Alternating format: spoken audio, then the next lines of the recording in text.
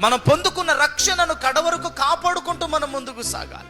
మనం పొందిన పరిశుద్ధతను కడవరకు కాపాడుకోవాలి. మనం పొందినటువంటి ఆత్మను కడవరకు కాపాడుకోవాలి. మనం పొందిన విడుదలను కడవరకు కాపాడుకోవాలి. మనం పొందిన ఉపదేశాన్ని కడవరకు కాపాడుకోవాలి. చేతితో పని జరుగుతూ ఒక చేతితో కత్తిని ప్రయోగించినట్లుగా ఒక పక్క పరిశుద్ధతలో ఎదుగుతూనే సాతానును జయించేవారుగా మనం మారాలి. ఒక పక్క నీతిలో ఎదుగుతూనే సాతాను మీద జయ జీవితం పొందాలి. ఒక పక్క యథార్థతలో, వైరాగ్యములో, విశ్వాసములో, పరిశుద్ధతలో, వాక్యానుసారమైన జీవితములో, సంపూర్ణతలో మనం ఎదుగుతూనే ఒక పక్క మనం ఏముండాలి? నడుముకి కత్తి ఉండాలి. అంటే సాతాన్ని జయిస్తూ ఉండాలి, ఒక పక్క ఎదుగుతూ ఉండాలి. హల్లెలూయా.